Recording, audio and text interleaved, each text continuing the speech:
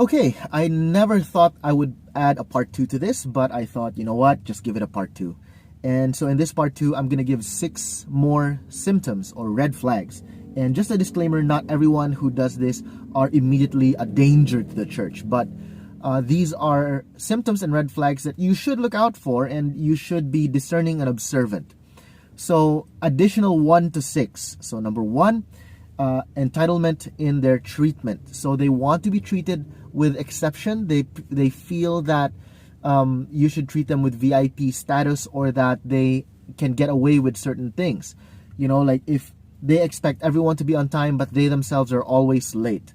They expect everyone to follow church policy that communion is closed communion, but when they feel like they should get communion, they should get communion, even if for some reason they're disqualified at the time.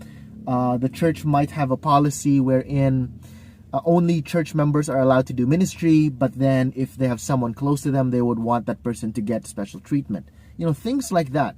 They're Calvinist, but suddenly they will shift their doctrine and say they're Pentecostal or Arminian, just to gain favor from a different crowd. Or it could be that they feel that you're not supposed to use calling, you're not supposed to use dreams, signs, and visions, except when they get the dream, sign, or vision, then it's allowed. You know, things like that. A lot of these things are very Mark Driscoll in the, if you're listening to the podcast, The Rise and Fall of Mars Hill. Number 2 is craving credit. Okay, craving credit. This is when people say things like, oh, I'm the discipler. You know, I'm the one who taught that person, Calvinism. I'm the one who taught that person this or that doctrine. You know, that's very dangerous. Or if they don't say it that way, that I'm the discipler, they do it in different ways. Like, for example, if they buy for you a book or a study Bible or a commentary or a dictionary, a Bible dictionary, or whatever it is, and you know that it came from you. So in front of everyone, they're going to ask you, so how's the dictionary commentary going for you? How's that Bible commentary dictionary treating you right now?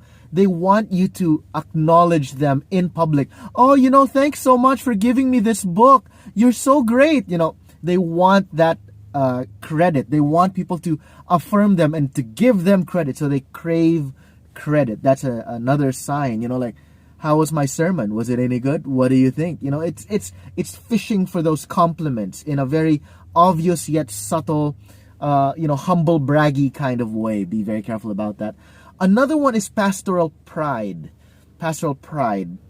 This is when they feel that just because they're pastors and they have got a position, they should be honored and respected in a way that's already close to kind of worship. And this can range. I've seen pastors who feel that just because they're pastors, they're entitled to blessings. They're entitled to be, for people. They're entitled.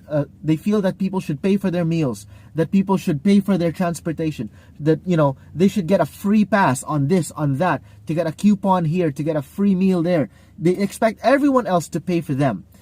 I also remember one time. This was a long time ago when Friendster was still alive. There was another website called Christian Stir. It was like the Christian version of Friendster. This was a long time ago. And there was a guy, I'm not going to say what his name is, but there's this guy, and we had a theological disagreement, and I respectfully, very politely, very respectfully disagreed with him.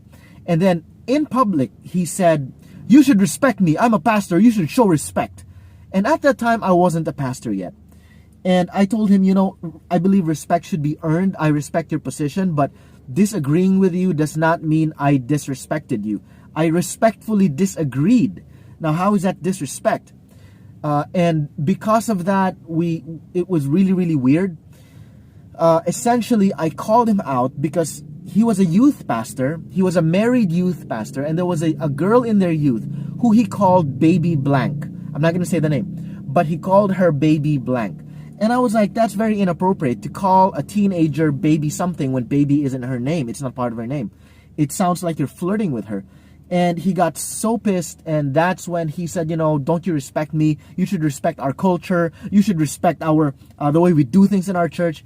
Eventually, in that website, his wife made an account and made a scandal there saying that her husband had an affair, had an adulterous relationship with Baby Blank. And so my hunches got confirmed. So these are danger signs. These are red flags.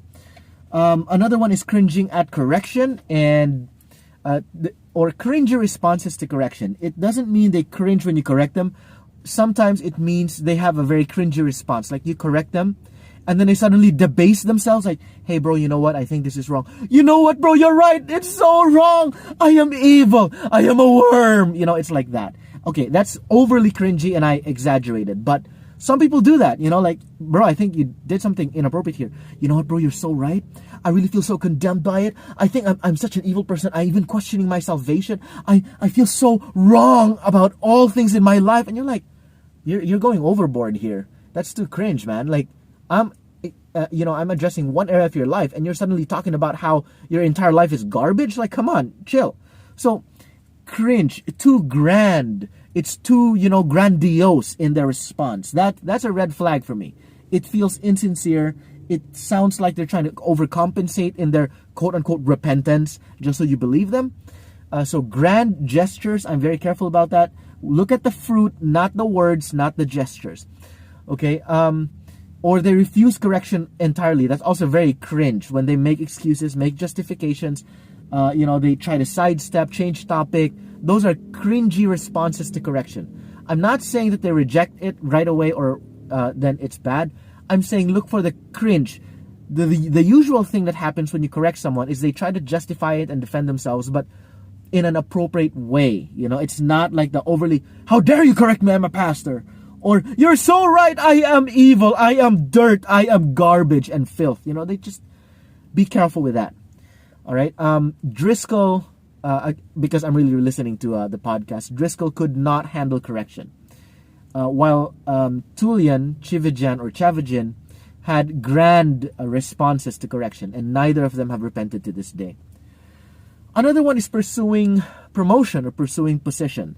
They do things to get, and these are combined, these can all be combined. So some people, they love the position, so they do things to get promoted, to get a higher position, because they have pastoral pride, and so they crave credit. So they do things, they try to get credit so they can get a higher position. They want more influence, more authority. That is another red flag. Just be careful of that. When they keep talking about their position, they always think of, what's the next step in their career. They go into Bible school and all of that to get degrees, not really to serve, but so that they get more credibility. They want to pad their spiritual resume, their ministry resume. That's very dangerous to me. I don't like that. If you go PhD or whatever, great. You don't have to, flaunt it or flex it. Lastly, calling card, the calling card. They always talk about their calling. Even when they do something really weird or cringy, they say, oh, I was called by God. God called me to do this. God gave me this calling. God confirmed it.